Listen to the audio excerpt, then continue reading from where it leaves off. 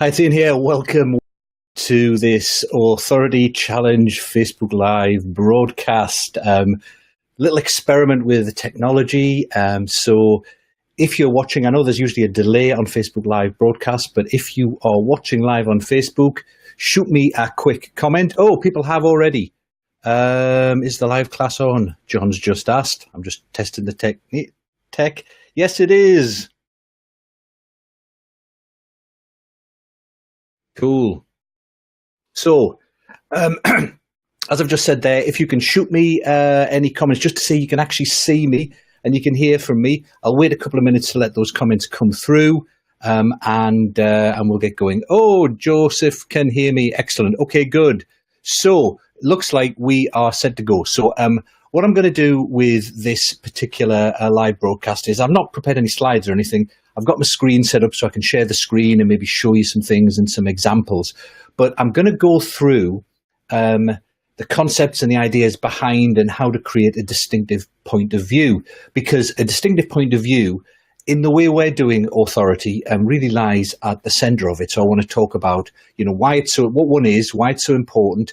Obviously, spend most of the time talking about how you can create one yourself. And we talked about that as well a couple of weeks ago, and you can watch that in the Facebook group, the webinar replay where we went into different models, etc. But I'm going to talk about how to create a distinctive point of view and then where you might use one.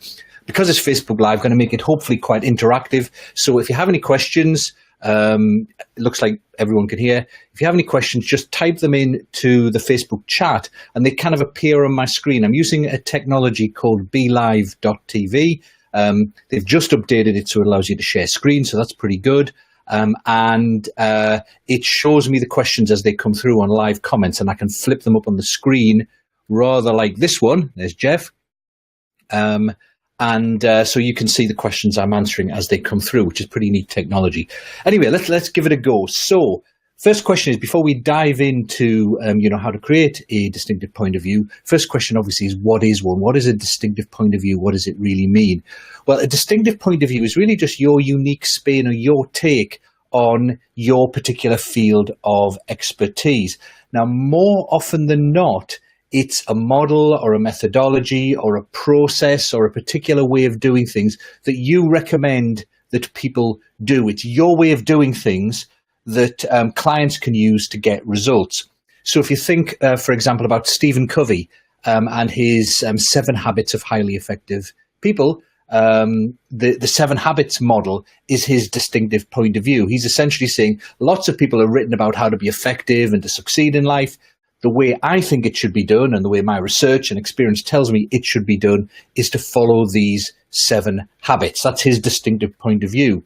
Another distinctive point of view might be the one from Chan Kim and René Morbourg in the world of strategy, the blue ocean strategy point of view. So that's, if you, I'm going to use my agenda, by the way, just let's look at that. What is a distinctive point of view? Fantastic. And I'm going to take away, you know who I am, I'm going to take away that bit. So they make the distinction between a red ocean where you're competing against other people essentially doing something similar, and a blue ocean where you're moving into new uncharted territories and doing something different to everyone else. That's their point of view on how to do strategy. Don't just try to compete in red oceans, try to find or create a blue ocean. Let's have another one. Seth Godin. Seth Godin is well known for having lots of points of view, very prolific. So permission marketing was one of Seth's points of view. The fact that in the future, when he wrote it about 10, 15 years ago, that you'd have to get permission to market to people. So the whole stuff about opting in and things like that all come really or are partly a result of Seth's point of view on permission marketing. And he's also had the kind of purple cow and stuff like that. So a distinctive point of view is your particularly unique spin on how things should be done, how you think things should be done in your particular sector or field or whatever it is you're an expert in. Now, it's not just your differentiation. I think that's important to point out. Your unique point of view, your distinctive point of view is differentiation, but it's not just differentiation. So, for example, in a service business, you could be differentiated because you have better customer service, for example. But that's not a distinctive point of view because anyone can kind of try and have better customer service. A distinctive point of view is your view as to how your clients can get value, what your clients should be doing. And it's something that you do for your clients. you often teach it to your clients, and you share it, you publish it and share it with the rest of the world. John has said, does it extend to all my marketing efforts? I'll come to that right at the end, John, but my experience with a distinctive point of view is it should be at the core. It should be kind of there underneath the surface of all your marketing efforts. So if you think about it, there are some parts of marketing where your distinctive point of view will really come to the front. So if you create a lead magnet, for example, you want your distinctive point of view to be in your lead magnet. There's no point in having a lead magnet where you attract people to your business for something that's nothing to do with your particularly unique way of looking at things. If you are publishing articles on your website, they don't all have to be about your distinctive point of view. In fact, they're often not. So if I think, in my particular field, I help consultants, coaches, people like that get more clients. So my distinctive point of view that I'm really focusing on at the moment is the whole thing about building authority. And so the distinctive point of view has various levels. One is simply that becoming seen as an authority is the best way of winning more clients. And then I have my point of view about what the best way of becoming seen as an authority is. Now, I can write articles about other topics. So I just wrote an article recently about how to get more testimonials and more feedback from your clients. That's not particularly about my distinctive point of view, but it's useful to my clients. So the content you publish needs to be useful to your clients. Doesn't necessarily have to be about your distinctive point of view, but the more it is, the better it is. And John has just said there, I meant in tone and intention. I guess say a bit more about what you mean by tone and intention, John, but I would say it kind of infuses. If you can, ideally, it infuses almost all your marketing. So I want as much of my marketing as possible, for example, to be giving over the message that if you want to be successful as a consultant, a coach, etc., it's ideal to become seen as an authority in your field. I might be doing some marketing not quite related to that, but it'll be kind of underlying it, which I think is what you mean by tone and intention. It's a kind of infuses it is the way I put it. So that's what a distinctive point of view is. Now, just to clarify before we kind of jump into more stuff, not everyone has a distinctive point of view. Not all authorities have a distinctive point of view. I'm very keen on using a distinctive point of view for a number of reasons, which I'll come to in a second. But not every authority has a distinctive point of view. Okay, John, just coming back to John's question. John said, let's have a rather controversial way of tackling my marketing. Again, it's kind of, if you have a particularly controversial way of doing your marketing. So if you're suggesting, a good example of this, you may know a guy called John Seddon. John is a consultant. He does lean stuff for service businesses, or the kind of Toyota production system stuff, but applied to service businesses in the public sector. Now, he is very outspoken. He's quite controversial. He's got lots of enemies as well as followers, but it makes him stand out. So the people who love him will always buy from him. The people who hate him will never buy from him. So if you have a controversial point of view, then absolutely, yes, I would try and infuse that into my marketing, but recognizing that it will turn some people off as well as drawing more people to you. So it's a good way of marketing and using that controversy. It doesn't mean that you can't, just because you have a controversial point of view, doesn't mean you can't talk about other things. But you'll find that controversial point of view is probably what draws people mostly towards you. Okay. Jeff has said, is there a risk you sound like a one-trick pony? Yeah, but sometimes it's good to sound like a one-trick pony, because remember, in this massively overcrowded world, your clients are getting messages from all over the place. If you're not just hitting the same tone, it's a bit like, I guess, in politics. You've got to drive the same message home time and time again. Otherwise, people just miss it. Now, the thing about being a one-trick pony is if you've got other things you do and you want to do more, you can build it sort of in a pyramid. So you've got your key message, your unique point of view, distinctive point of view at the top, and other things can lie underneath that, so you can do other stuff. So if I was to use me as an example, I'm the easiest to use for me as an example because I know most about me. I would have at the top of the pyramid the kind of authority point of view. If you want to be successful as a consultant or a coach, try to become seen as an authority. Then the kind of second line messaging is, here are the three things you must do to become seen as an authority. Now, underneath that, if someone hires me to work with them, there'll be plenty of stuff I'm doing that perhaps isn't directly related to being seen as an authority. So If someone hires me and they want to become seen as an authority, but they also want to learn how to run webinars, and and part of the process and what they're going to be doing in their marketing is running webinars. I know how to run successful webinars. Doesn't necessarily link directly with being an authority, but I can teach them that. But what I would say is I'm leading with the point of view, and I'm picking up the other work kind of on the side. You got a little bit of a halo effect going on, and people are pulling you in for other things if they really like your point of view on being an authority. And that, for example, has happened in my Authority Breakthrough pilot. The main purpose of the program was to teach people how the steps to becoming an authority. But a couple of the people in the program had other things they wanted to focus on, like making videos or indeed doing webinars, and how do you follow up from webinars was one of them. So I taught that, and they reached out for me to help them with that because I guess they recognized I knew what I was talking about when it came to authority. Therefore, I'm likely to know what I'm talking about when it comes to something else. So Joseph has said, can you run out of content to write after time? I guess you can. What I would say was, if you are going really deep into a particular topic, it's difficult to run out of content because the deeper and deeper you go, the more and more individual pieces of content you can write about. So I have a kind of massive mind map on my iPad at the minute that I was just sketching through earlier today about all the different elements of a distinctive point of view. So a distinctive point of view is one of my 3 elements of building authority. Within a distinctive point of view, there's 5 or 6 different things. One of those things would be how do you come up with ideas for a distinctive point of view. Within that, 4 or 5 different methods and different things to think about. And within each of those, there's even more. So you can go deeper and deeper. It's almost fractal. You can keep going deeper as long as you've got the expertise and the knowledge in those areas and you devote some time to thinking about it. So I don't think you'll run out of ideas for content.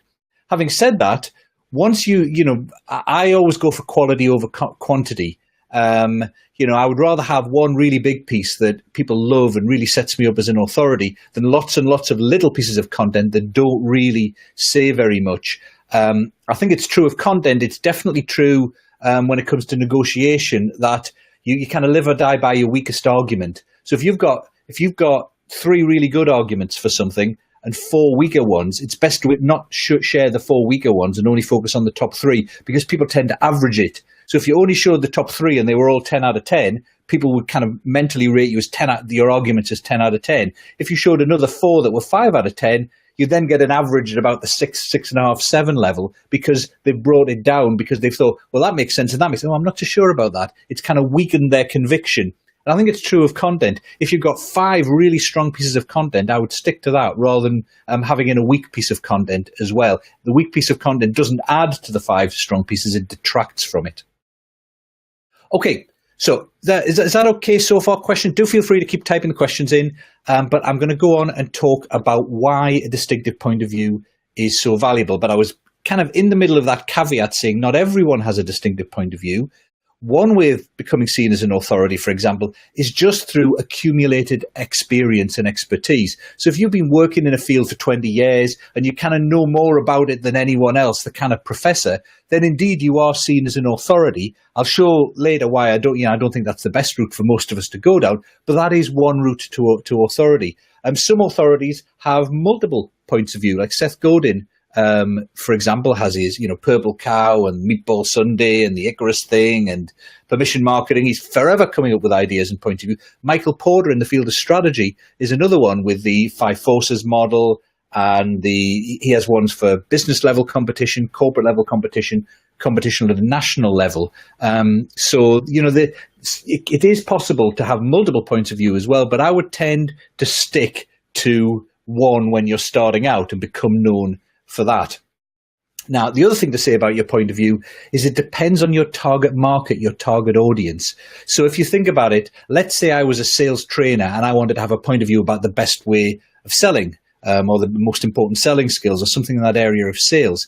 If my target customers were really experienced salespeople, I would have a very different point of view than if my target audience was business owners who aren't full-time salespeople and maybe have 10% of their time maximum to dedicate to sales. So my point of view for the advanced, experienced salespeople would probably be some advanced sales techniques, the things to get onto when you've already got the basics, all that kind of stuff. My point of view for the business people who had to sell but weren't full-time at it might be more around What's the 80-20? What are the simplest and fastest to implement sales techniques that get you the best results, and are easy for non-sales people to learn, and you feel comfortable doing them. So, depending on your audience, there's a difference in the type of point of view you're going to come up. So you must keep your audience firmly in mind whenever you are working on a point of view. Okay, so why? Why should you have a distinctive point of view? And I've got 1D and 4 S's. I could not come up with what's Gary Vaynerchuk's distinctive point of view, John says. You know what? I was actually thinking about Vaynerchuk earlier. I'm not sure that his point of view, Vaynerchuk seems to have multiple points of view. I think his dominant point of view is kind of about hustle, that the way to succeed is just do the work, hustle, work really hard. Obviously, he has an overarching point of view that of staying ahead of the game when it comes to social media, always be looking for the next big platform. So I saw him speak, I think it was last year, 2016, and he was talking about the way he follows where the markets are moving. So he's always trying to be one step ahead. So he was into Snapchat in 2016 and kind of moving and then following that following the trends of where the younger people were going, so that he was an expert in it by the time the mainstream came onto it. But I think hustle is his big kind of point of view, that you just need to keep hustling in order to succeed. And you can deliberately take an anti-Gary Vaynerchuk point of view and say, actually, hustle, not the best strategy for most of us if we don't have all that time. Let's find ways of doing 80-20 and getting the most out of doing less work. So you can play around with other people's points of view. I suspect Vaynerchuk is also one of his methods for reaching authority is just to be everywhere and to publish and be seen by everyone. There's a kind of celebrity element that's not just point of view related. Yeah, hustle, Joseph's just said. Yeah, I think that's kind of probably the main thing that comes across from Vaynerchuk. Okay, so why is a distinctive point of view important? Well, one thing is differentiation. When you are in a service business, and pretty much all of us who are watching are in service businesses of one sort or another. We're either consultants or we're trainers. We teach this stuff to our clients, or coaches, or we're maybe in a service business where we do this for our clients. But in those sorts of businesses, it's very difficult to differentiate yourself. It's not like a car or a computer where the differentiation people can see and feel and touch. It's got more engine power. It looks physically different. It's got more memory chips. It's got more hard disk capacity. Those sort of things. You can tell factually the differences between those tangible products. Even where it's got the same spec, you can go and try it and it feels different. In a service business, it's much less easy to tell the real difference between people. Now, you can kind of claim that you're different, but anyone can say they're great and they get better results for clients and stuff like that. You can show testimonials and things like that. But of course, everyone's great. If they've been in business for any length of time, they've got a bunch of testimonials they can show and cherry pick. So often the only way that potential clients can tell you apart is the way that you do things.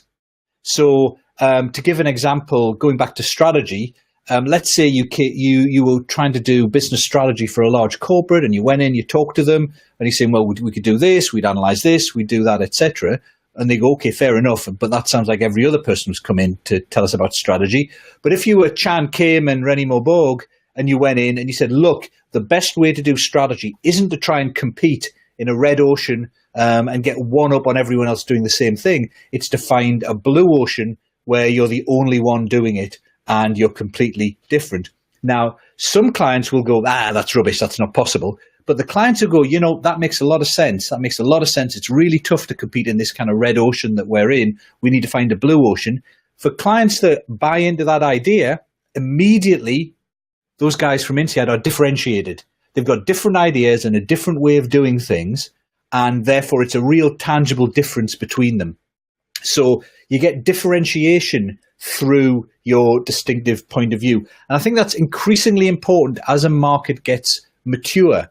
So when markets first start up, when new services first start up, often all you need to do to sell stuff is to say that you do that thing. So if you think, in fact, I remember about nearly 10 years ago, I was getting into social media, and I did a presentation to the alumni at Manchester Business School on social media. And it was, these were early days. It was about 2009, I think. And I just presented, here's what's going on in social media. Here are some of the latest trends as to how business are using it. Twitter was pretty new. Facebook wasn't being used by business at all. LinkedIn was being used, etc.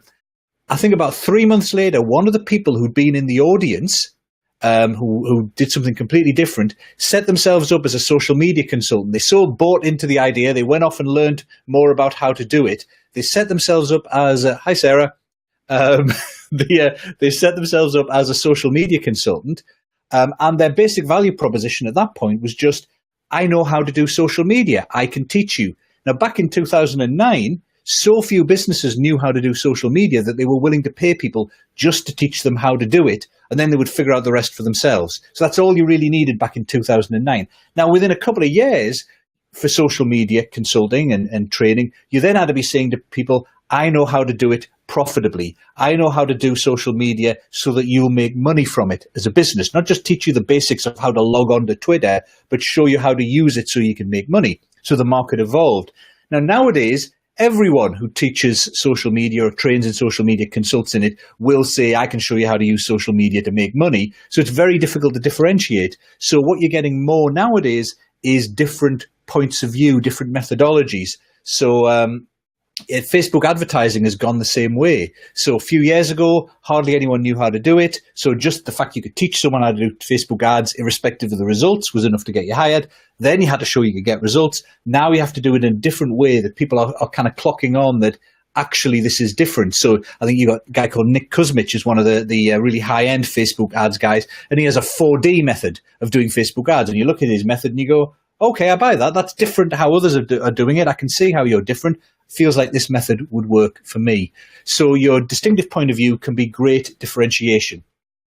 Second thing is, distinctive point of view can be a shortcut to being an authority. So I said earlier that one way of becoming seen as an authority is simply to have tons and tons of experience and expertise. It's a really good way, but very few of us are already there. We can't immediately accelerate and do 20 years of experience in the next 3 months and become seen as an authority. So that's a long route to becoming seen as an authority.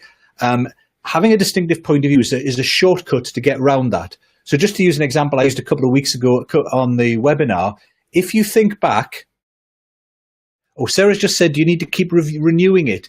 Yes, I think so, Sarah. You need to keep, if everyone else suddenly has your distinctive point of view, you need to push it further, or find new people who haven't seen it before. So you're either taking your distinctive point of view and extending it and making it better, different, more different, or you're taking that distinctive point of view and showing it to people who haven't seen it before.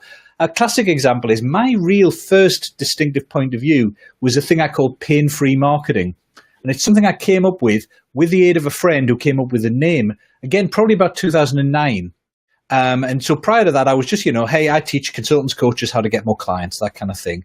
But what I was picking up by then was, yeah, great, but most of the problems that my clients were saying they had with marketing and sales was, we're not good at it. We find it really painful. We're not natural salespeople. So the distinctive point of view I came up with was, actually, you can be successful at sales and marketing without it being painful if you do these three things.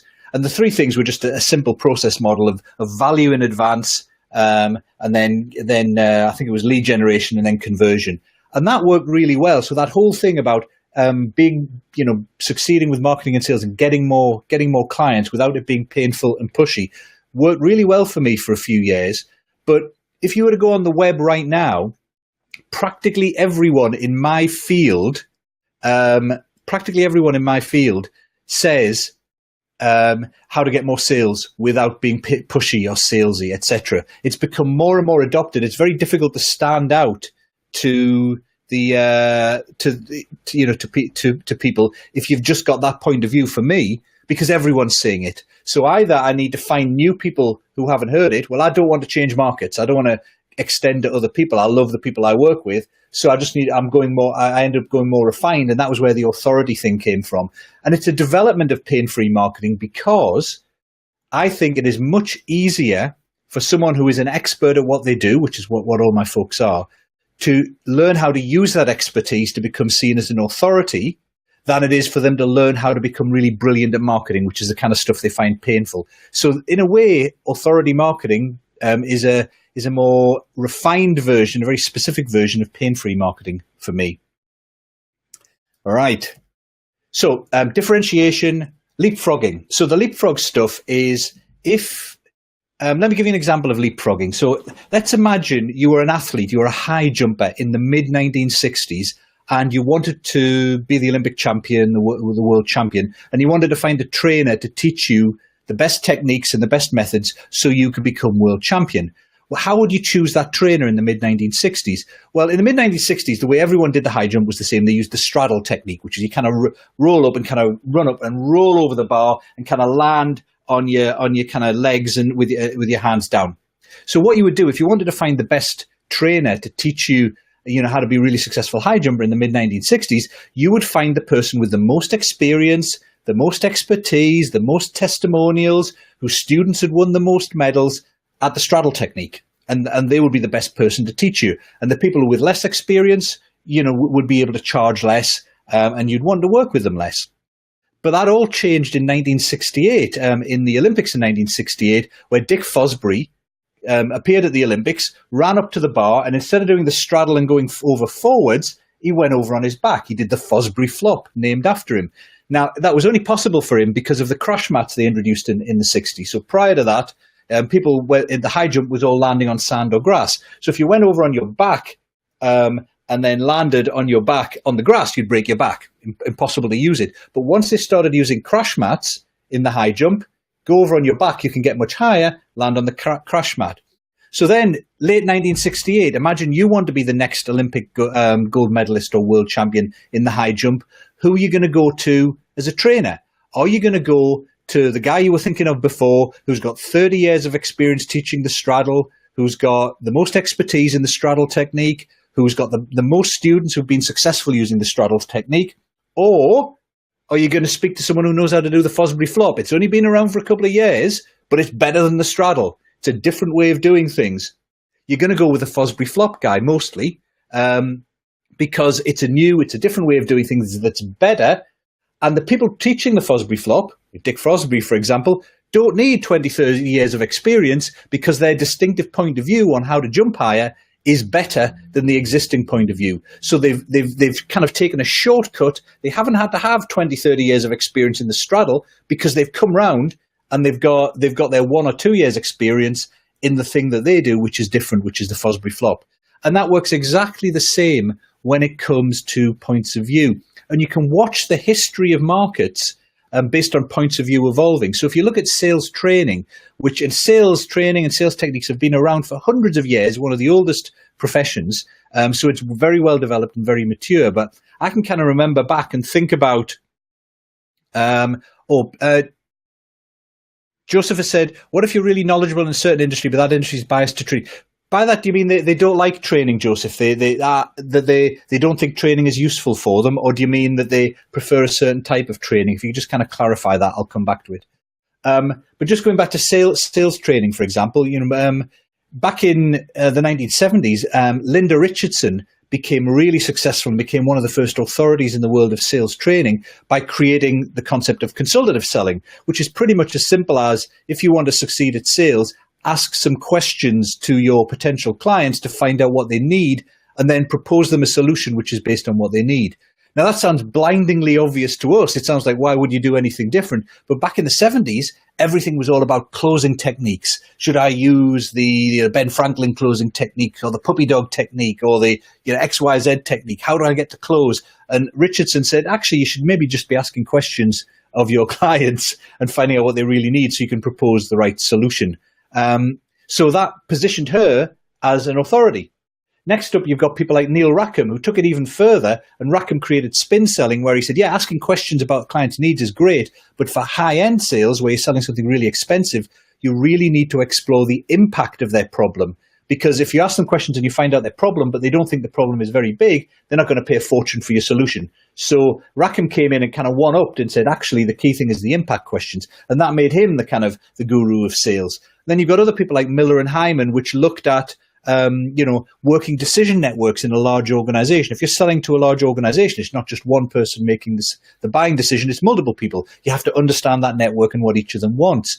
Then you've got people like Sharon Drew Morgan, who came along and said, well, these days in the thousands, the biggest problem you have isn't that the buyer doesn't want to buy your product, and you have to convince him of how great your product is. They already know that. Their problem is all these internal barriers they've got in their organization they have to go through. They don't know how to get through the budget process. They don't know how to get approval, the X, Y, and Z. So if you facilitate them through that process, then you're more likely to get the sale. So she concentrated on what she called buyer facilitation, taking them through that process. More recently, you've got the challenger people, the conference executive board, who took the existing wisdom about sales, which was, sales is all about building great relationships, and they turned that around and said, actually, great relationships can damage you. What you really need to do is challenge your clients' thinking, introduce them new ideas, and that will get them to buy, not just having a great relationship. So the history of sales training is a history of one methodology, one new idea, one distinctive point of view, establishing a new authority in that field, coming from pretty much nowhere. I mean, if you look at Neil Rackham, he was a behavioral researcher. He had never sold a thing in his life, but by doing his studies and getting that data, he suddenly became seen as the authority on sales because he had new ideas and new insights that other people didn't have. So it's great for giving you a shortcut. Distinctive point of view is also more shareable. That's the second S. So by that I mean, if you were to go to Facebook, for example, and you were to say to people, I'm really great at teaching marketing, I'm really great at helping you cut costs, or like many people do, you would share a client testimonial. This is what this client said about me, or I'm really pleased that my client has had great success, a little bit of humble bragging. How many people share that on Facebook? They like it. They say, oh yeah, well done, John, that's all great. But how many of them actually share it? Pretty much no one, because it's just showing off. On the other hand, if you have a point of view and you write that up in an article on Facebook or a link to a blog post, etc., and with a great new idea that people can really buy into, then people will share that. Those kind of things get shared all the time. People like sharing new ideas because it makes them look smart. So your ideas, your distinctive point of view is more shareable than you're showing off. It's more scalable as well. What I mean by that is, if all your genius and your skill is all locked in your head, so you go into work with a client, you get them great results, but you have no idea how to explain it, and it's not in a particular point of view format, then it's very difficult for you to teach that to anyone else so they can do it for you. It's very difficult for you to teach that to clients so clients can continue to get results once you've gone. So it's very difficult for a client to continue the results, so they're much less willing to take that service from you. So much more scalable if you can put what you have into a distinctive point of view. And then finally, it's much more sellable. And what I mean by that is most of us, I think, feel quite uncomfortable about showing off, about saying, I am the best sales trainer in the world. I am the best person at cost reduction in the supply chain in the world. We all feel pretty, that's really not an easy thing for most of us to do. However, if we have a great idea, we're very happy about selling and promoting the idea. So it's difficult for me to say, I'm the best person in the world to teach consultants and coaches how to get more clients. I would feel uncomfortable saying that. I'm not uncomfortable saying the best way for consultants and coaches to get more clients is to become seen as an authority. And the fastest route to authority is to use my authority breakthrough principles of distinctive point of view, reach direct to target audience, follow up to deepen authority. So most of us, I think, find it much easier to share our ideas. But of course, the lovely thing is if a client buys into our ideas, they have to buy us. It also works that clients feel uncomfortable when we try to sell to them by saying we're great. So if we, Joseph's just come back with his kind of answers here. Automotive industry will not spend, so come back to that in a second. So if we say to clients, hey, I'm really good at improving sales, client's going to go think, well, you would say that, wouldn't you? If, on the other hand, we say to a client, this is the best method for improving sales, they're going to look at that method and go, either, oh, that's rubbish, and throw it away, but often they'll go, oh, that seems to make sense. I can see how that would work. So clients will buy a method because they don't feel that a method or a point of view is biased, but they know that you are biased. But of course, if they bought a method that's unique to you, then they have to buy you to implement it. So it's a really good way of selling. So Joseph's talked about what do you do if you're really knowledgeable in a certain industry, but they just won't spend on stuff like training. I think that a couple of things to do, Joseph. I mean, one is go for a different industry. And that's difficult then, obviously, if that's where your real expertise is. But the other thing is to see what they're actually spending on. So I would look at what are they actually spending money on. So it might not be training, but maybe they're bringing sales coaches in. Maybe they are kind of hiring consultancy. Maybe they're buying systems. Maybe they're buying tools, in which case you ally yourself with someone who sells tools and you use your expertise for that. So figure out what they are buying and sell them that. Or the other way is to segment. So in a big industry like automotive, I bet you it's not true that none of them will not spend on training. I bet you there's a segment of them that will. So if you can figure out which type of automotive, so I don't know if you're talking about, automotive retail, it could be manufacturers. Let's say we're talking about automotive manufacturers. So maybe, the big companies, the BMWs and the Fords, etc., don't buy, but small companies do. Maybe luxury car manufacturers buy, but standard ones don't, etc. So to think about segmenting the market and really drilling into one segment and finding a segment that does buy, you usually find that even though overall the industry isn't a buyer, there will be some segments within it that do. Okay, next one. So I'm going to move on. I'm going to get to the meat. So firstly, what makes a great distinctive point of view? So having said that it's good to have one, what makes a really good one? And we've been through this before. Three things that make a great distinctive point of view. One is it's got to be valuable to clients. So, if you had a point of view about, till marketing after, Patrick's just said something in Danish, I think, so I can't really understand that. Anyway. And let's just look here. We have some other comments. Let's cover the comments first. Sarah said she used to find law firms wouldn't pay for legal training on construction contracts, but the construction companies and subcontractors would. Yeah, really good suggestion, Sarah. So, Joseph, that might work for you. Maybe the automotive companies themselves, but maybe the subcontractors will. Something like that. So it's a matter of looking around the periphery. Again, either going, are there others related where my expertise is just as valuable, or is there a sub-segment within automotive that I can drill into that it's valuable for? Patrick said, sorry, he thought he was sharing the link with his friends. Cool. Actually, you can't share the link, Patrick. It's just private in the group. So it's only people who are Authority Tribe members can see it. I might do some more public ones at some point, but this is just for Authority Tribe members. Joseph, you've said, okay, would you then guarantee ... Oh, and well done, Sarah. Joseph's agreed there. Cool. Just going to go on to what makes a great point of view. It's got to be valuable to your clients, obviously. It's no good having a point of view about the future of medical devices, for example, unless your target clients in medical devices can do something with it and they can make money from it or they can improve their lives, etc. Second thing is it's got to be unique, obviously. So it can't just be what other people are saying. So, I guess in the world of leadership, your point of view can't just be that leaders need a strong vision because everyone says that. It can't just be that leaders have to build great teams because everyone says that. You must be either a deeper drill. So what is the best way to build a vision that's different from other people? Or maybe you say leaders don't need a vision. It's all about harnessing the power of the team or something like that. So it needs to be different to what others are saying. And then finally, of course, and this is often the tricky one, it needs to be disruptive. It needs not just to be a continuation of what people are already doing or saying currently. Because if your point of view, no matter how valuable, is just, clients are already there and you're saying, actually, you need to do this, it's a little bit more sophisticated and better, the chances are if it's just an incremental step, the client will think they can do it themselves. Or, and this is very common again in mature markets, so if you're in a mature market where clients have been trying to do this stuff for years, but maybe not succeeded, quite probably not succeeded, otherwise they wouldn't be looking for help. If what you're suggesting to them is basically more of the same, but a bit better, it doesn't give them confidence that it's going to work.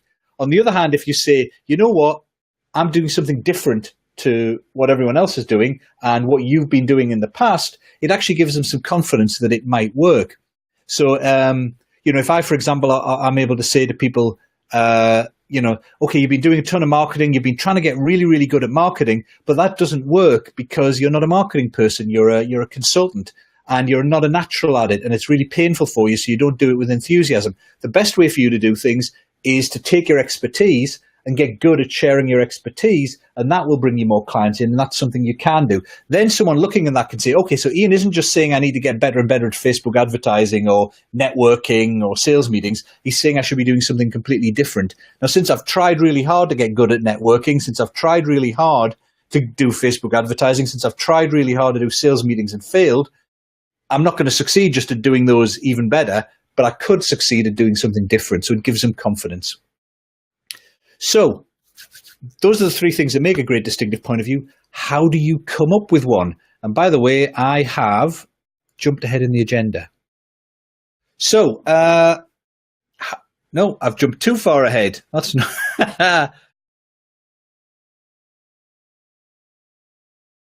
How are we doing that? Hide that. I want to show this one. I can't show it. Why am I not showing it? Help!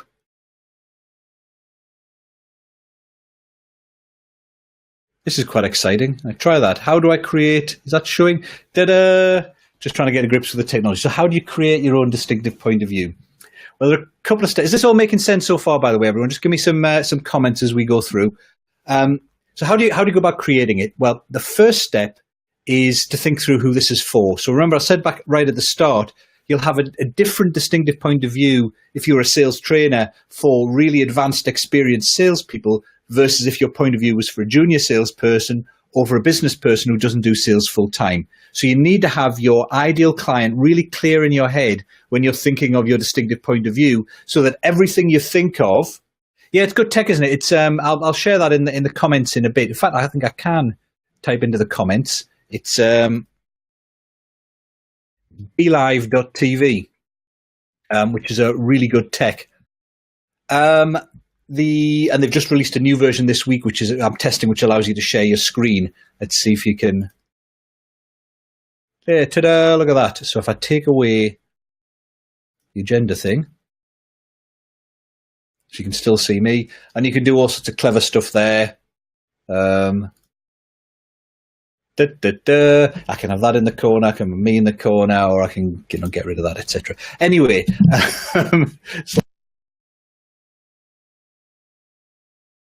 to flip my thing onto mute. Anyway, so how do you create it? First step, be really clear who your ideal clients are, because you need to make sure that you're doing the point of view for them. Second step is to, I guess, seed yourself with ideas. Now, there's a really good book I recommend you read called Where Do Good Ideas Come From by Stephen Johnson. And it's a book by a biologist talking about applying principles of evolution and things like that, and proper study to where good ideas come from. Because a lot of the stuff about where do good ideas come from is all about, different brainstorming techniques, which by and large don't work. So Johnson covers a number of different angles. So one of the really, I guess, obvious ones, but important ones is the biologists would tell you that great ideas, new things tend to come from the adjacent possible. So the adjacent possible is the field of things surrounding what you already know. So the point there is the more you know, the more of an expert you are, the more there are new things surrounding. If you know very little, you might get really lucky and come up with a new idea, but there's a very small boundary around what you know if you don't know much. The more you know, the greater the area around it that you can expand into. So the first step is to obviously just make sure you know as much. So make sure you're researching your field, do your own research, ask questions of your clients, remind yourself of your experiences, and kind of fill your brain, primary research, secondary research, stuff you know, fill your brain with everything you know about that topic. And that should be on an ongoing basis, but also just before you're going into a session of thinking about creating a point of view, you want to do that. Johnson also says that, it's really important to have a diverse network. So making sure that you know and you interact. These days we do it online, but it used to be you do it in physical places. You're interacting with people from different backgrounds, different points of view. Years and years ago, I worked in pharma, and I did some work in R&D, and we were trying to speed up the time it took to do clinical trials. And we found that one of the really big bottlenecks was how they processed the forms. So when someone was on a trial, they'd come in and visit the doctor once a month or whenever. They'd fill in these giant forms with tons and tons of items on them about how they were progressing, what their readings were, etc. That would be sent back to the pharma company to allow them to analyze, was this drug working or not? And what we realized was that the pharma company, for efficiency reasons, so they could outsource the processing of the forms, wouldn't process any of them until the end. They would get a really big pile of forms and then like thousands. And then at the end, they'd process them all together, batch them up for efficiency. And what we realized was you could bring in knowledge from the world of manufacturing and lean manufacturing and move to a more just-in-time system.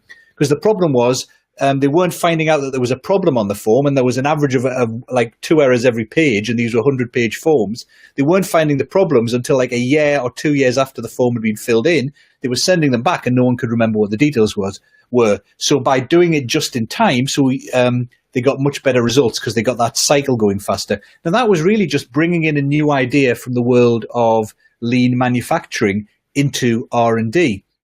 So having broad range and diverse range of contacts and people sharing ideas with you is really helpful for coming up with your own ideas. Third one, and I've written it down so I can remember it, is slow multitasking.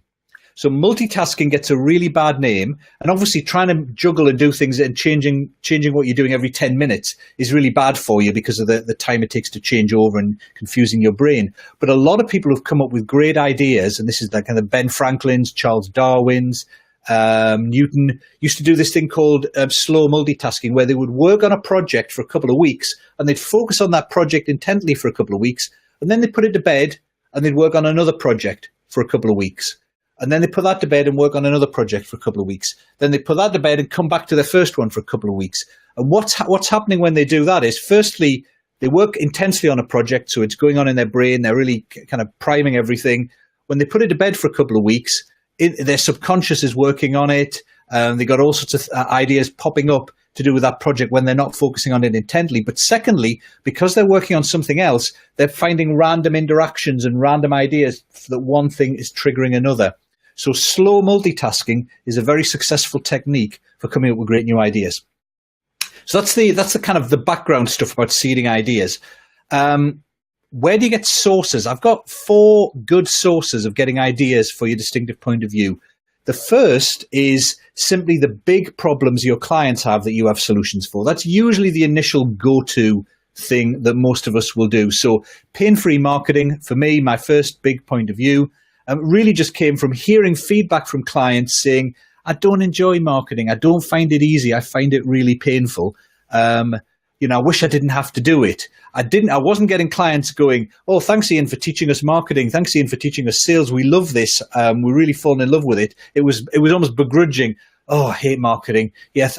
And so positioning what I was doing as being marketing that you can learn to do even if you hate marketing, and it makes it less painful, was where I went to. So that was a client problem that triggered that. And most of us, I think, get many of our ideas from the problems our clients have, but you got to listen to them. You got to have your ears open and listen to the language they're using. So one way I could have looked at that client problem was clients need to get more customers and clients. Clients need to be better at marketing. But by listening carefully, what you pick up is clients find marketing painful, and they wish they had a way of doing it that wasn't so painful, for example. So that kind of changed the perspective on it.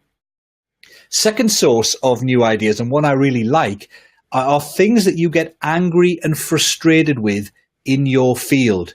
So Sarah, you're on the line. I have a sneaking suspicion one of the reasons you came up with the 500-word contract and trust not terms was a frustration yourself with really long, complicated. Marketing is boring. Yeah, exactly. But I bet you got frustrated, Sarah, with the really long, painful contracts, and you were kind of angry that everyone was pushing them, and all the lawyers were, you got to do this, this, and this, and you saw the damage it was doing. So, that kind of frustration. Now, for me, authority came from that frustration. My viewpoints on authority, particularly the emphasis on a distinctive point of view and going direct to your target clients, came from my frustration with the way authority was being taught. So I actually did my first course in writing on authority, I think, 2010, 2011, something like that. If I look back on my blog, I was writing on authority. So Sarah saying massive frustration, both my delegates on training courses and clients too. So it's both your frustration and your client's frustration coming together lets you do it. Now, in my case, authority came from my frustration with how everyone else was teaching it. So I was talking about authority for a long time, but I kind of dropped it because I was really frustrated that everyone was teaching about how to become a go-to expert, a sought-after expert, an authority, but everyone was teaching techniques. They were, you've got to write a book if you want to be an authority. You've got to do loads of guest blog posts. You've got to appear on podcasts. You've got to write loads of articles. And it was all about techniques and methods. And when I looked at it, yeah, great. Many authorities have written books, but loads of people have written books and they're not seen as an authority. So I thought it was missing something. And it took me a while to realize that the missing element for me was firstly the distinctive point of view. So there's no point in writing a book unless you've got something new in it, new ideas. There's no point in going on podcasts unless you're sharing new distinctive ideas that are going to get people to sit up and take notice. So that was the key thing for me, was recognizing that idea element. And then I also figured out that a lot of the quickest way to get authority was to share those ideas directly with clients rather than kind of writing a book and waiting 2 years for it to come out. You can do that later. You can go direct first. So it was my frustrations that led to the whole authority point of view, and you can use that. Good point from Sarah. If they don't get it, you need to refine it until you're talking in their language. That's the thing. You can come up with your own stuff, but you need then to translate it into language that your clients understand and get. It's a good point. Third source is to transfer and translate. So before I mentioned that it wasn't really a point of view, but it could have been had I wanted to pursue it. This thing about using lean manufacturing techniques in clinical research, what I took was some knowledge and experience I happened to have and I spoke to others about how a manufacturing production line works and how to get things to flow fast there, and translate that to the world of filling in forms and processing forms in clinical research. So I had could have had a fledgling point of view there about that. And a good example of that would be Michael Porter, the kind of king of business strategy, with all these great ideas about the 5 forces, etc. Really what Porter did was he took ideas. His ideas are all sourced from industrial economics. So he was an economist by background, from the Mason Bain School of Industrial Economics, apparently. And all the ideas that went into his 5 forces model, for example, were standard things that economists talked about being important factors on the profitability of an industry. But he translated them into the world of business people and made a simple model that business people could understand rather than a complex economic model that they couldn't. So Porter became well known with something that looked really innovative and different to him, to his audience, but actually he'd sourced those ideas from outside the field of business strategy, from the world of economics. And a lot of people do that. So economics often filters into business strategy. Psychology often filters into marketing and sales, for example. So if you can keep on top of the latest research in psychology, for example, you can often have a head start in marketing and sales and those types of fields. So it is often a useful thing to research, which industries are ahead of the game versus the industry I'm in, and can I take something someone's created there and change it and translate it so it works in my particular field. Now, obviously, you can't just take a model. So if The Economist had a 5 forces model, and Porter couldn't just grab The Economist's 5 forces model and make it the business strategist's 5 forces model, that would be stealing the model. What he did was he took their huge list of factors, made it into a model, and translated it across to the world of business strategy. So he changed it and made something better from it. And that's what you've got to do. You've got to adapt it, you've got to change it, and make it more applicable to your particular world. But look at what other fields, other industries are doing, translate to yours. Look at related disciplines. So, psychology, biology. So this thing about great ideas is a business application of evolutionary biology. Look in the world of physics. So look into other fields and you can translate those over and take some of the ideas. So that's why it's good to have this kind of eclectic background going on all the time, as I said earlier, where you're kind of feeding your brain with these ideas so that when you need them, one will pop up. But then you can explicitly say, I'm just going to spend an hour reading, a popular science book, what's going on in psychology at the minute, and think, can I apply that to my particular field? Or I'm going to do a quick study as to what's really hot in the high-tech sector, because they're often ahead of the game, and I'll see if I can apply what high-tech companies are doing with virtual working, for example, in my particular business. Now, the final source of new ideas is something I like a lot. And it's a technique I created myself. I am really, really good at coming up with techniques and giving them acronyms that are slightly rude. I won't tell you some of the other ones, but this one is the wee method. And basically, it's what if, who is. And the what if, who is method, basically what you do is you take, and this was me trying to reverse engineer some of the ideas I've come up with and how I came up with them. Oh, that's a good one there. So especially if your mastermind group or mentor isn't just in the same field as you. So make sure that your mastermind group, has people from a variety of different fields who are bringing different experiences and backgrounds. Otherwise, you end up with kind of groupthink. Sorry, so just go back to the wee method. Basically, what you do is you take a list of, you think about what are the kind of accepted truths and wisdoms in your particular field. And then you play what if with them. So that's the we bit. So in the world of sales, for example, that we've talked about, accepted wisdoms would be things like, you get better sales if you're face to face. Sales is all about relationships. What else can we have? You've got to be really good at closing the deal, I guess. So you can take a whole bunch of things that are accepted wisdom in a particular field, and then you just play what if with them. So you've got to be face to face for sales. So what if face to face was the worst way of getting sales? What if not being face to face was a really good way of getting sales? And the thing then to do is the other side of the way, because by and large, when you flip an accepted wisdom round, it's usually wrong. So if most people in the field are saying face-to-face is the best way of getting sales, and you say no, face-to-face isn't the best way of getting sales, usually you'd be wrong. 99 times out of 100, you'd be wrong. It won't be that everyone else is an idiot and they haven't noticed. It'll be that you're wrong, except in certain circumstances. And that's where the second WI comes in. It's who is. So you ask yourself, who is this true for? So let's go back to that face-to-face thing. Face-to-face is the best way of getting sales. But what if it wasn't? What if not being face-to-face with the client was the best way of getting sales? Okay, sounds strange, but let's run with it. I'll come back to Patrick. We'll play with yours in a second. So what if face-to-face wasn't the best way of getting sales? And who is that true for? Well, that's probably true for people with no great personality or sales skills. Maybe true when you can't reach your target client and they're a long distance away and it's too costly. So maybe you can have a point of view about remote sales where you're selling to remote countries or remote clients. Maybe it's true where you have to demonstrate something to your client. You have to kind of go online and demonstrate something. So it's true for people like that. So you just run through, who is that true for? So Patrick there has said sales is a certain type of personality. So maybe if we flipped it around and said, so I think the normal one is, sales is for extroverts. So what if we were to say, what if being an introvert got you more sales? Well, who would that be true for? And I'm thinking of clients here. So who would be more likely to buy from an introvert? Well, maybe another introvert who doesn't like pushy salespeople.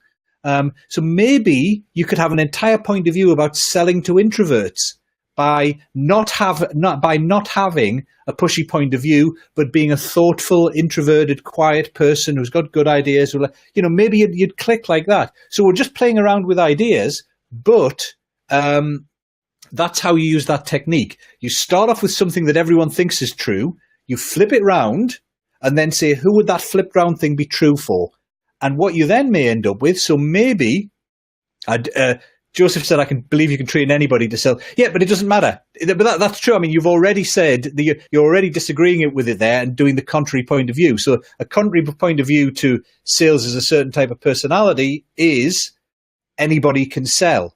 So if your point of view is anybody can sell, you maybe go on to show how you can teach even people who aren't natural salespeople to sell.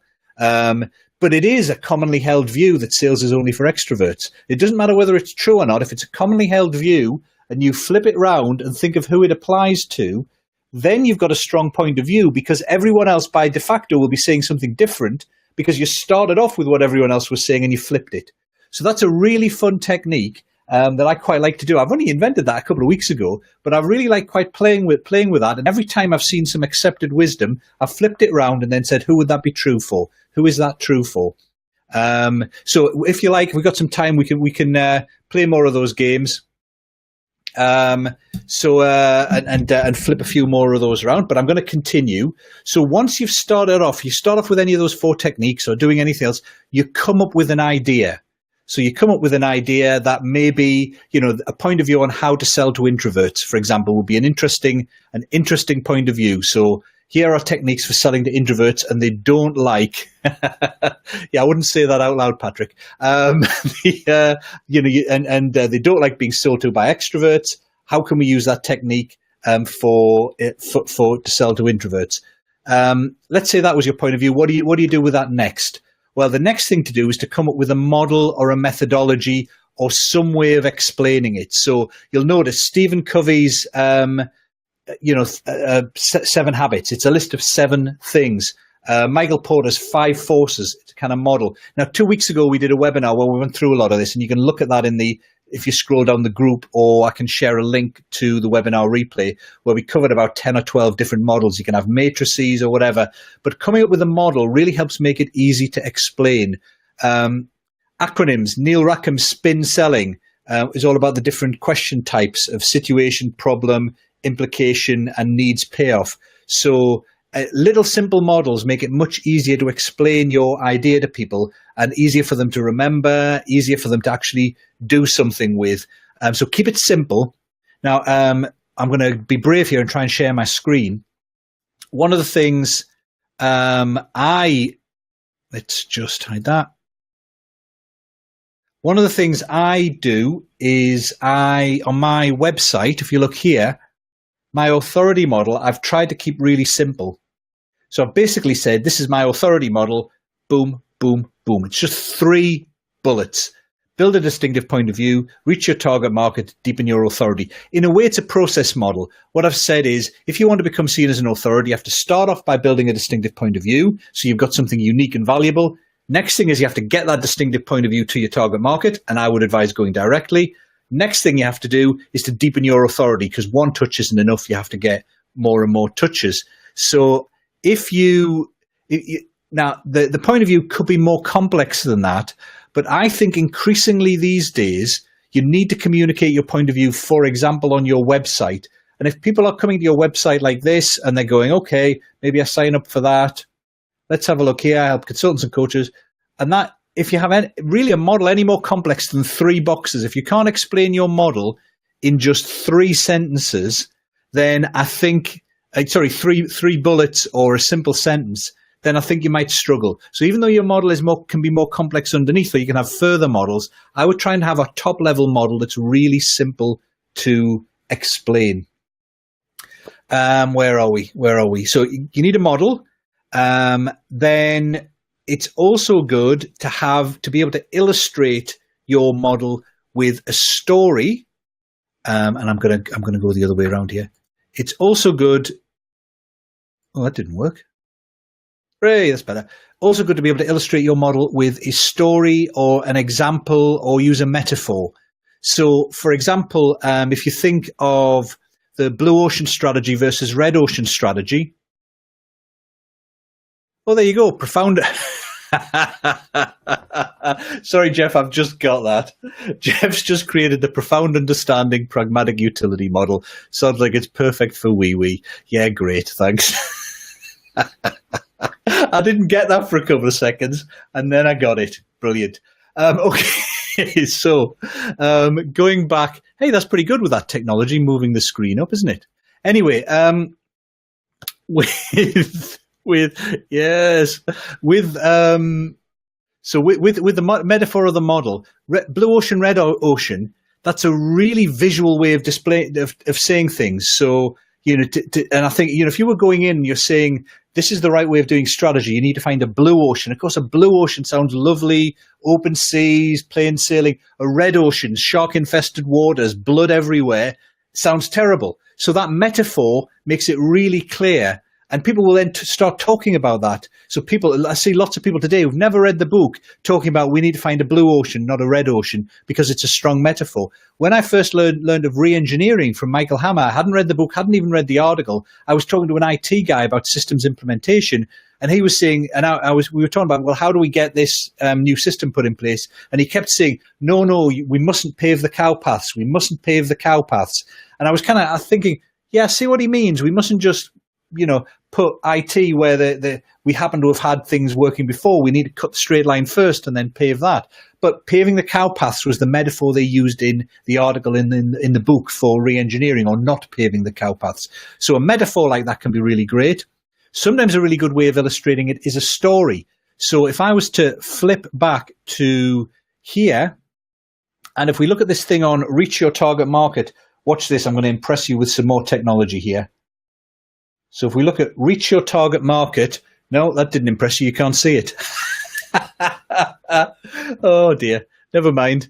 That's showing up on my screen, a big red circle around the middle of that. I'll have to find another tech for doing that. Okay, so but the one in the middle about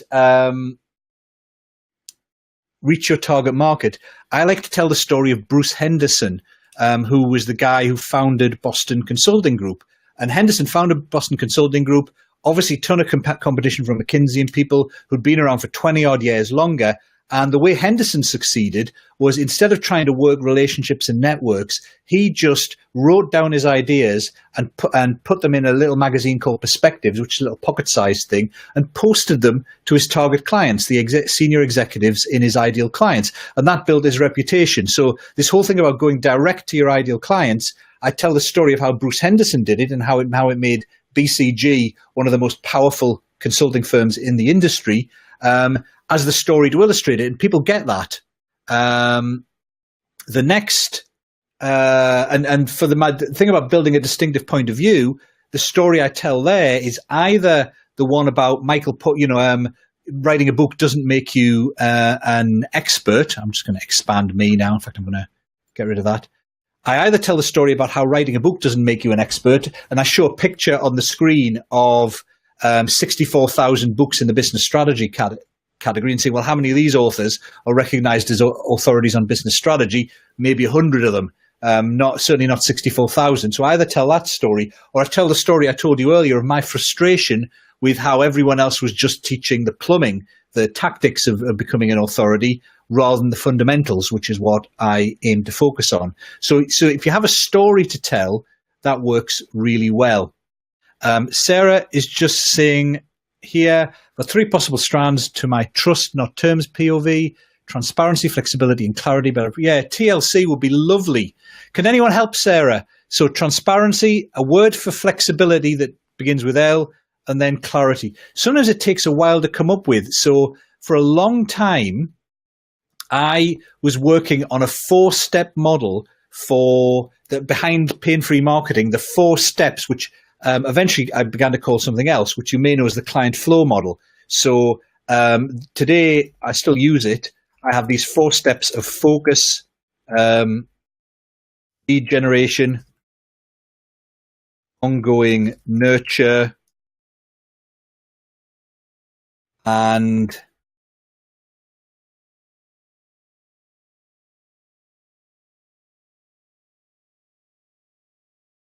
winning clients, which is flow. So, and that's nice because it's the 4 steps to winning clients, and flow is a really nice thing. You want clients flowing through your system. However, the way it started out, Sarah, just to make you feel better, is it started off as strategy. The only things I could think of were strategy, lead gen, ongoing nurture, winning, which is the slow model. And that isn't really a very good metaphor for winning clients. Nobody wants to implement the slow process. So it took, I would say, a month. And I kept having this slow thing going over in my mind. And eventually I went, focus. Instead of strategy, focus. It's not quite as accurate as strategy, but focus works. And then we get a nice thing with flow. So Patrick said agility, which gives you tack. It's not quite TLC. And she's not sure flexibility is critical. You maybe need to be flexible with that. Boom, boom. So it could be anything in there. And then, so what have you got? Transparency, something, and clarity. Transparency, likability, I don't know. Okay, anyone who thinks up, anyone watching the replay of this on Facebook Live, just type into the comments if you come up with a great model or metaphor, a great model for TLC for Sarah for what the L could be. Okay, so come up with a metaphor, a story that helps you illustrate it. And then after that, usually come up with a name. Not always easy, but try and come up with a name for what it is that you're doing. Now, if you've got something like TLC, if Sarah comes up with that, that's enough. You've got the TLC methodology.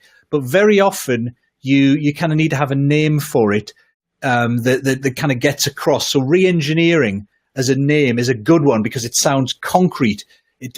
So for all the chief executives who feel out of control as if they can't get their organization to do what they want, introducing an engineering metaphor makes them feel as if they've got more control.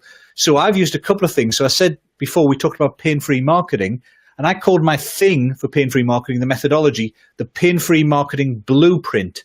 And I use the word blueprint because a blueprint kind of feels like, okay, it's a step-by-step approach. I'll be able to look at it and see what I have to do. Roadmap is another good one like that.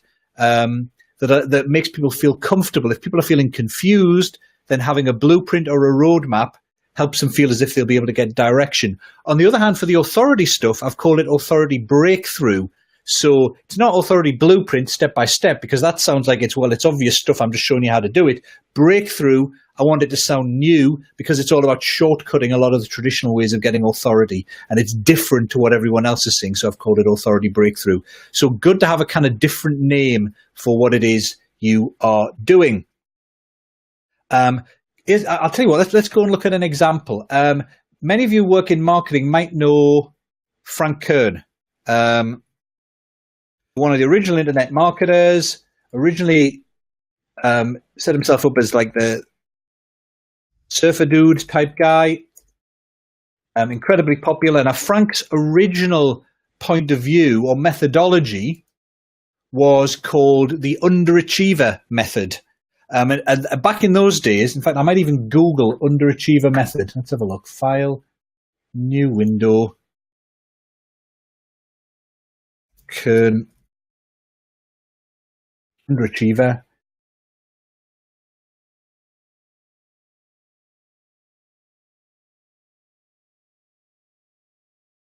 Nope, can't. That's not. But back in those days, he basically looked like a surfer dude, and his whole persona was. You can kind of see it on there. Look, I'm just gonna. Oh, it's not showing the right one. That's his new persona. What are we looking at that? Tractable. Yes, lucid is clear. But what does tractable mean? Yeah. Hang on. Let's move on from Sarah's thing. Let's talk about this. So basically, this is Frank nowadays. He's much more mainstream, appealing to a wider, broader audience. He used to get dressed like a surfer, shaggy beard, long hair, T-shirt, and he had the underachiever method because underachiever appeals to people who kind of want to hang out and make money easily and that kind of stuff. Now he's cleaned up his act a bit. Now he has the behavioral dynamic response method. So quick question for everyone. Who would be interested in behavioral dynamic response? Question for you. So who do you think that title is going to attract if we can forget Sarah's TLC for a second? So I'll leave that up for a second. So as I say, is old method, underachiever method, designed for kind of surfer dudes and people like that. New method, underachiever, new method, behavioral dynamic response. Nobody. That's a bit unfair, Sarah.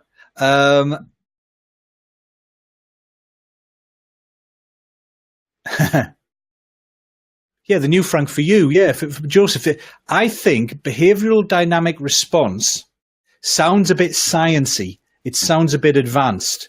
So I think the sort of people it's going to attract, could be CEO, C-suite. I think what it's going to attract is people who have already done the basics. So it's going to not attract the get-rich-quick market, which is what he's deliberately trying to position himself away from nowadays. So if you're into get-rich-quick, behavioral dynamic response sounds way too complex for you. Behavior, I can't even say it. Behavioral dynamic response, and as it says, it's an automated marketing method that speeds up sales by customizing your marketing message based on your prospect's behavior. It sounds complicated. Sounds like the sort of stuff you've already got to have basic automation in place to do before you can move on to it. So what he's trying to attract is existing businesses that are already doing reasonably well with their marketing and their automation, but want to go to the next level. So this kind of thing is not going to attract someone who's just starting up with email marketing, for example. It sounds far too complex.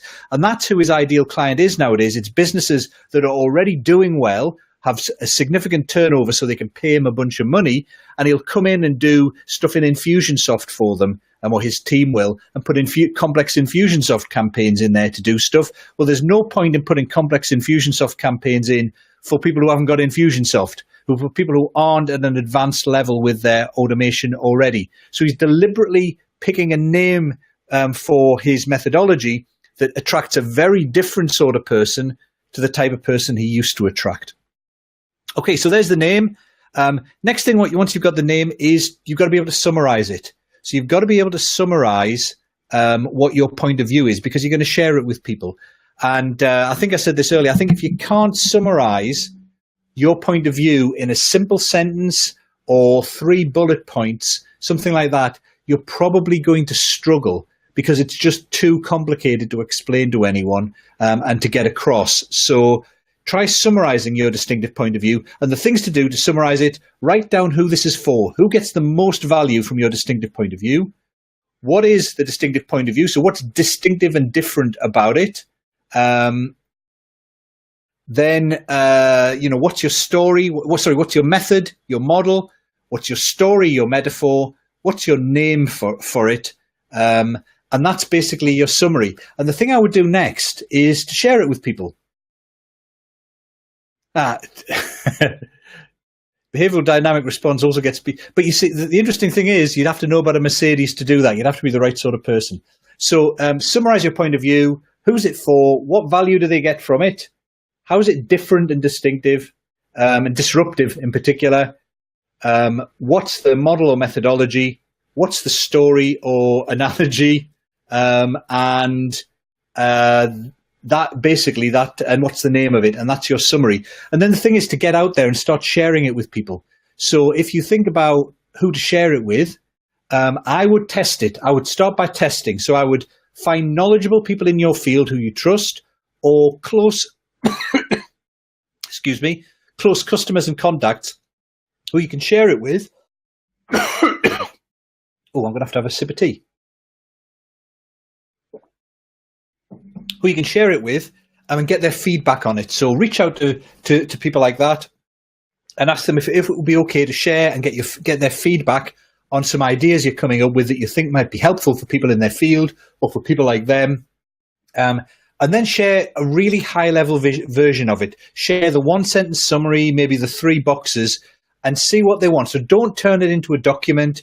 Don't make a 10-minute video on it, for 2 reasons. One is if you make a detailed document and share that, or a detailed video and share that, you're attaching yourself too much to it. So if you've gone to all the effort of making a video about something, and then you've gone to all the effort of making a video about something, and then you share it with people for feedback. And if people challenge the fundamentals of what you made the video about, it's very difficult for you to go back to the drawing board, because you've already invested so much in making that video that you've got to be a very big person to say, okay, I'm going to go back to scratch and start again. So try not to, Sarah says refine rather than redo. Nice one. So try not to do your initial sharing and getting feedback with something too perfect. The other thing is if you share something too perfect, people tend to give you feedback on the spelling rather than on the content. So you just want to be sharing the high level picture. And also asking someone to read, a 10-page document is asking a lot. It's a really big favor. But just saying, can I grab 5 minutes with you on the phone where I just share this new idea I've got, and saying my new idea is all about and in my case, I would say my idea is I think the best way of helping people to get more clients is for them to become seen as an authority. And I think there are 3 key steps to doing that. One is a point of view. Second one is X. Third one is Y. And if you share it at a simple level like that, and then maybe go into a bit more detail if they ask, then you can get feedback on the idea rather than on the writing and the format of the idea.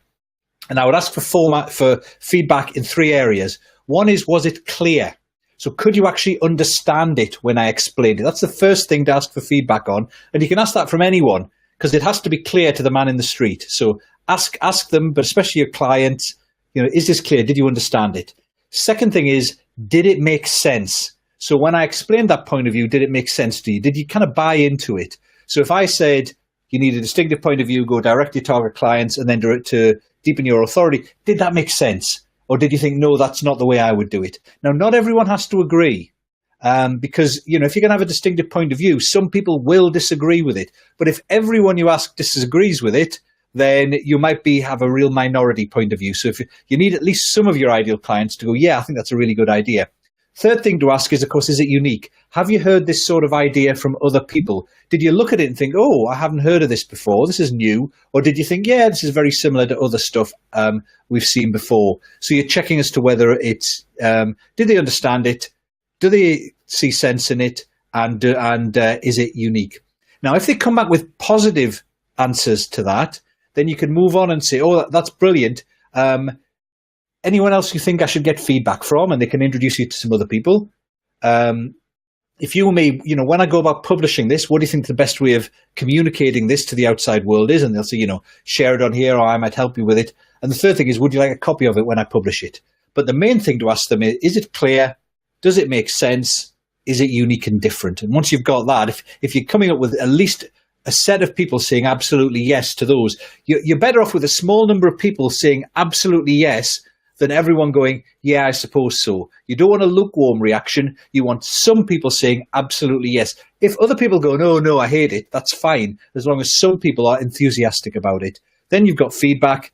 Final thing is, once you've got the feedback, is then to begin to use it. Now, on the next live broadcast, we're coming up to the kind of end of time, but the next live broadcast I'm going to do, which might be next week, provided this one goes okay and saves okay, is about what to do with your distinctive point of view, in particular how to turn it into a lead magnet.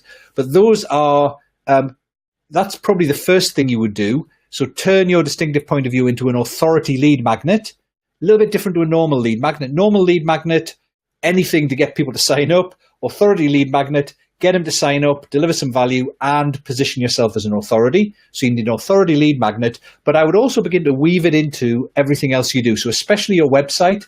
So I showed you my website earlier, and I'm going to go back to that and flip that back up on the screen. So you'll notice on my website now, since I've really been focusing on this point of view recently, so what we've got is the top section of my website is about authority. It's to get them to sign up for my authority challenge. So if you produce an authority lead magnet, you'd put that front and center on your website, but that's not it. The next thing I do is further down, I tell people that's what I do, and I have the top level of the model. And I'll then tell people stuff about how to work with me, some testimonials, a bit about me, etc. But even the about me stuff, so if you look at reading more about me and what I do,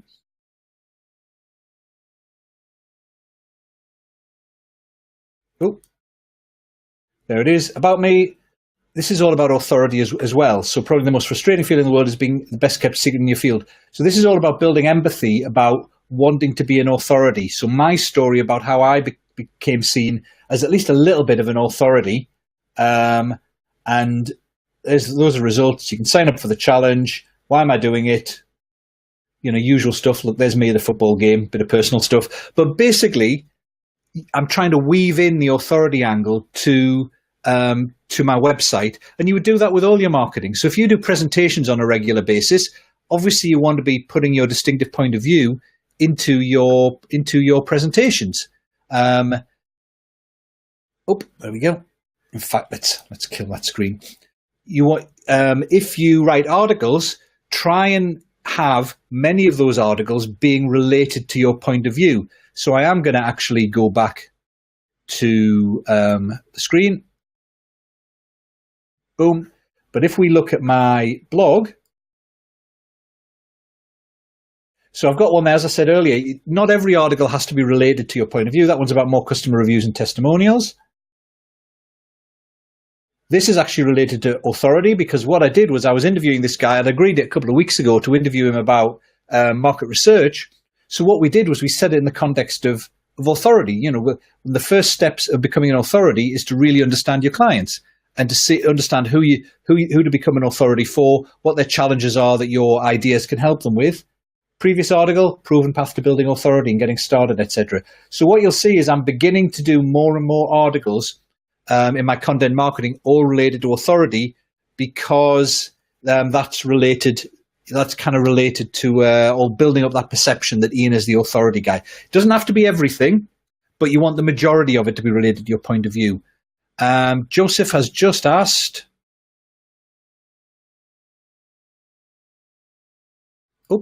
should you call the business your name? You can if you want.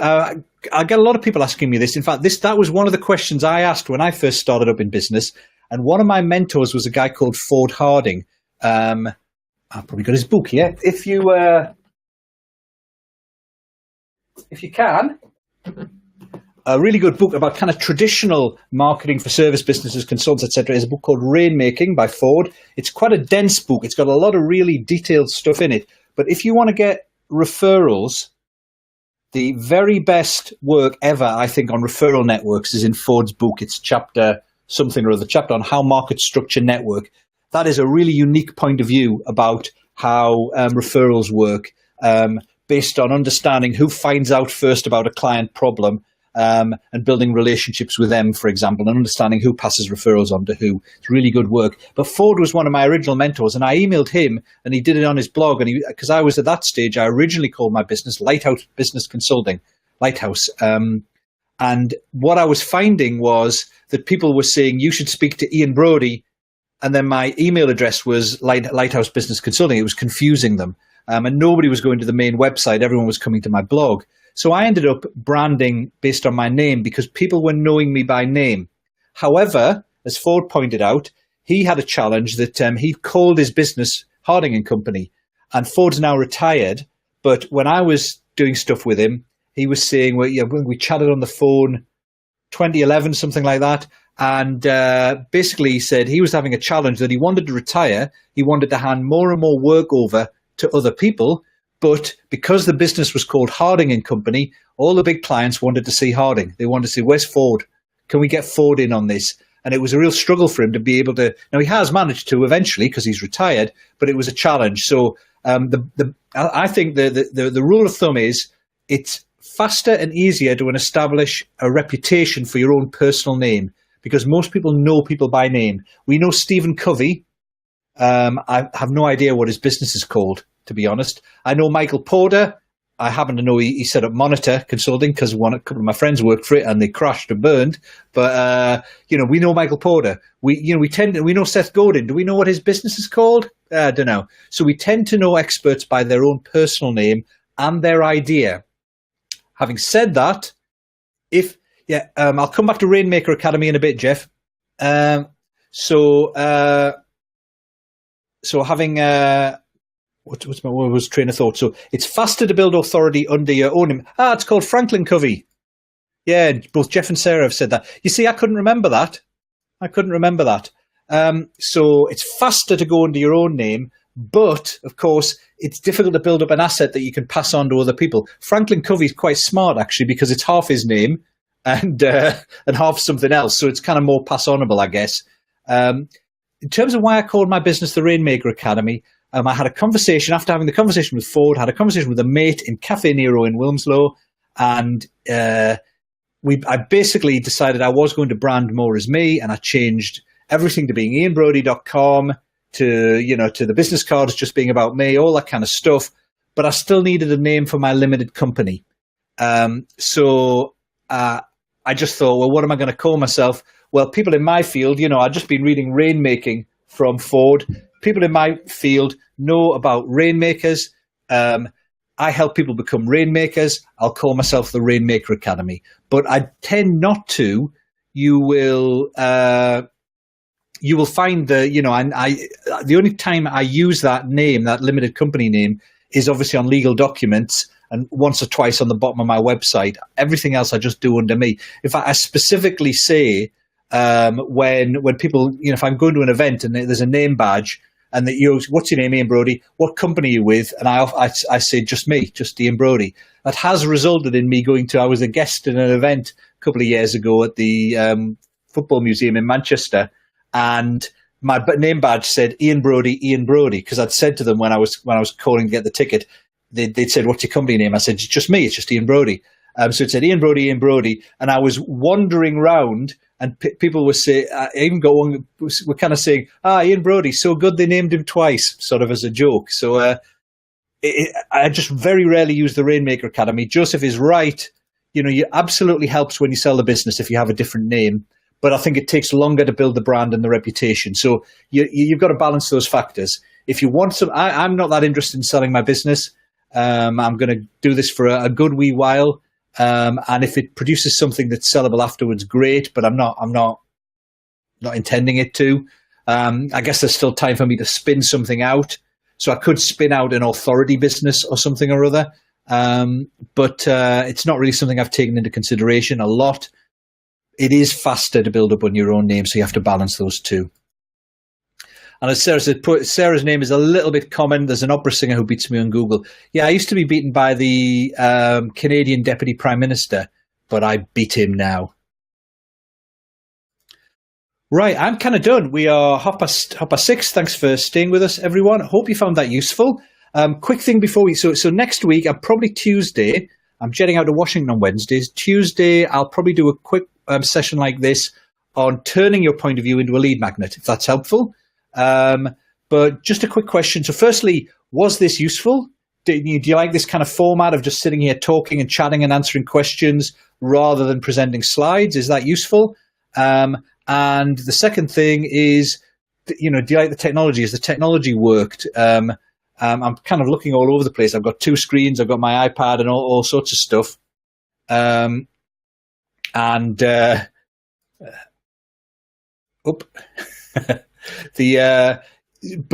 I get the hang of the technology, then I'll probably continue using stuff like this. Now the disadvantage is for people who aren't Facebook users, obviously they can't see it. You can show things like this in a Facebook group, on your page, on your personal timeline, all that kind of stuff. But obviously, if someone's not a Facebook user, they can't get involved. But so far, this I'll just put it. BeLive.tv is the best solution I have seen. Oh, that went a bit mad. Better than PowerPoint. I look like Rick Wiggin of Yes playing 6 keyboards at the same time. Fantastic, absolutely. I don't know what happened with me. Yeah, I have no idea what happened there. I typed in BeLive TV, but it didn't work. But if you do like it, have a look at BeLive TV. Historically, they've been free. They're now introducing paid plans. You can get a couple of, I think, 2 40-minute sessions like this a month for free. But the paid plan now allows you to do screen sharing, as you've seen, so we can look at stuff on the web. It allows you to bring guests in, so you can bring 2 other guests in and you can have a conversation with them. I think the best thing is it allows you to show up the comments, as we've seen, which I think works pretty well. I don't know what's going on here now. Take the agenda off. That doesn't seem to be showing comments. Just hiding that and bringing it back. So just as I'm saying, it's a good thing. I don't think I'm able to show comments anymore. Anyway, let's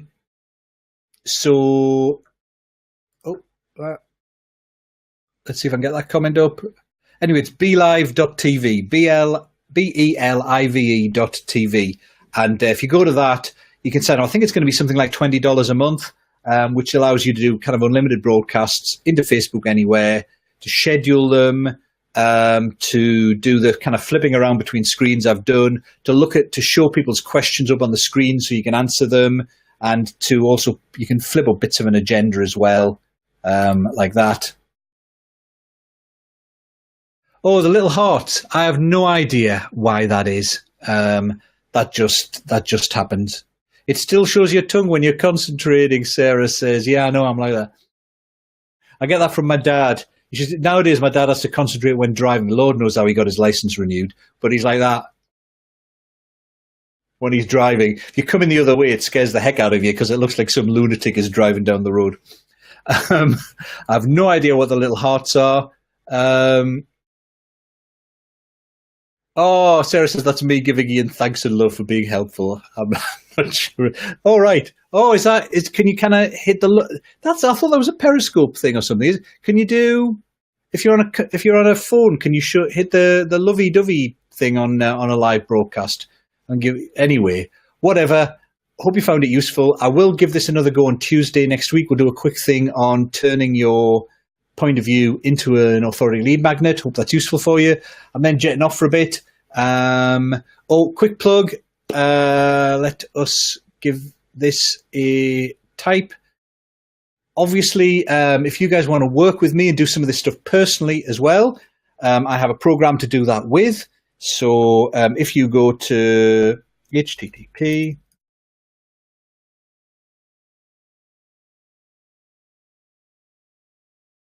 so the Authority Breakthrough Program I mentioned a couple of times. If you are interested in that, I can't even see the comment anywhere. But if you're interested in that, you can kind of go and look and sign up for that, and you can. Can I type it in here? Oh, there it is! Hooray! So if you go there, you can sign up for that to get a prospectus for that, find out about it, what it involves. And I can work with you personally and in a group we're getting going to work on becoming seen as an authority. That will be loads of fun. But other than that, I shall see you next week, hopefully. And see you all in the Authority Tribe Facebook group. Thanks for coming along. It's been a real pleasure. Cheers.